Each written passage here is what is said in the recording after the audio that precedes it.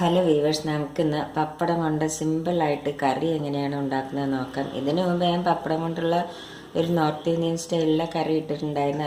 അത് നിങ്ങളെല്ലാം കണ്ടിരിക്കുമെന്ന് കരുതുന്നു. ഇനി നമുക്കത് എങ്ങനെയാണ് ഉണ്ടാക്കുന്നത് നോക്കാം. അതിന് വേണ്ട ഇൻഗ്രീഡിയൻസ് എന്തെല്ലാമാണെന്ന് വെച്ചാൽ, ഞാനൊരു 4 പപ്പടം എടുത്തിട്ടുണ്ട്.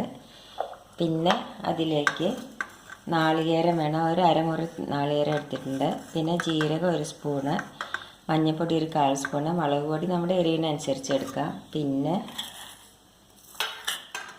കടുക് വേണം 1 സ്പൂണ്, പിന്നെ വറ്റൽമുളക് കടുക് വറുക്കാനായിട്ടാണിത്. പിന്നെ കരിവേപ്പിൻ്റെ ഇല വേണം, പിന്നെ കുറച്ച് വെളിച്ചെണ്ണ വേണം. ഇത്ര സാധനമേ വേണ്ടുള്ളൂ. ഇത് നമുക്ക് പെട്ടെന്ന് ഉണ്ടാക്കിയെടുക്കാവുന്ന ഒരു കറിയാണ്.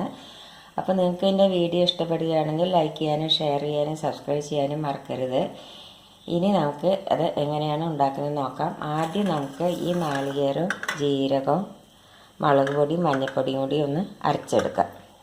അപ്പോൾ ഞാൻ നാളികേരവും ജീരകവും മഞ്ഞൾപ്പൊടിയും മുളക് പൊടിയും കൂടി നല്ല നൈസായിട്ട് അരച്ചെടുത്താണിത്. പിന്നെ പപ്പടം ഞാൻ ഇതേമാതിരി പൊട്ടിച്ച് ചേർത്തെടുത്തു. പൊട്ടിച്ച് ചേർക്കലേ നിങ്ങൾക്ക് കാച്ചിയിട്ട് എടുക്കും ചെയ്യാം. ഇനി നമ്മൾ എന്താ ചെയ്യേണ്ടതെന്ന് വെച്ചാൽ, ഞാനൊരു ചീഞ്ചട്ടി അടുപ്പത്ത് വെച്ചു.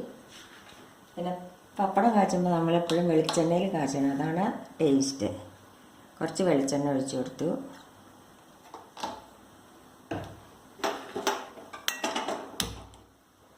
അതിലേക്ക് നമുക്ക് ഈ കടുക് വറ്റൽമുളക് ഇട്ട് കൊടുക്കാം.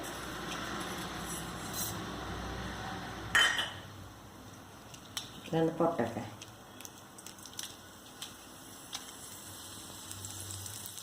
പൊട്ടിക്കഴിഞ്ഞാൽ പിന്നെ ഈ കരിവേപ്പിൻ്റെ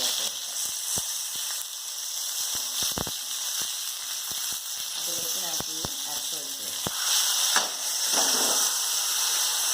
അതിലേക്ക് നമുക്ക് കുറച്ചുകൂടി വെള്ളം ഒഴിച്ച് കൊടുക്കാം.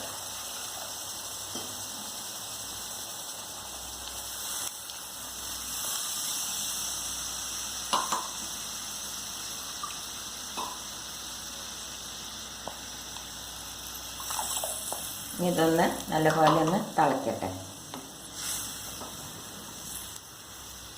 അപ്പം നാളികേരം അരച്ചത് ഒഴിച്ചത് നല്ലപോലെ തിളച്ച് കഴിഞ്ഞാൽ ഞാൻ ഇതിൽ ഉപ്പിടാൻ മറന്നുപോയി.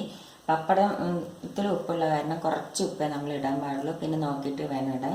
അപ്പം നമുക്ക് കുറച്ച് ഉപ്പിട്ട് കൊടുക്കാം. ഇനി എന്താ നമ്മൾ ചെയ്യേണ്ടതെന്ന് വെച്ചാൽ, നമ്മൾ പപ്പടം ഒന്ന് പൊടിക്കുക.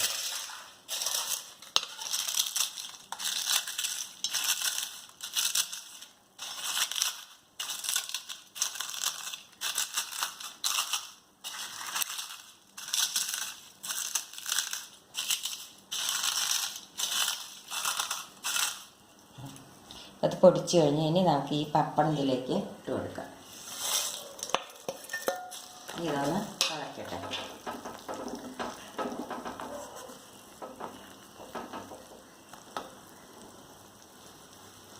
ഇത് നമുക്ക് പെട്ടെന്ന് ഉണ്ടാക്കിയെടുക്കാൻ പറ്റുന്ന ഒരു നല്ലൊരു കറിയാണ്.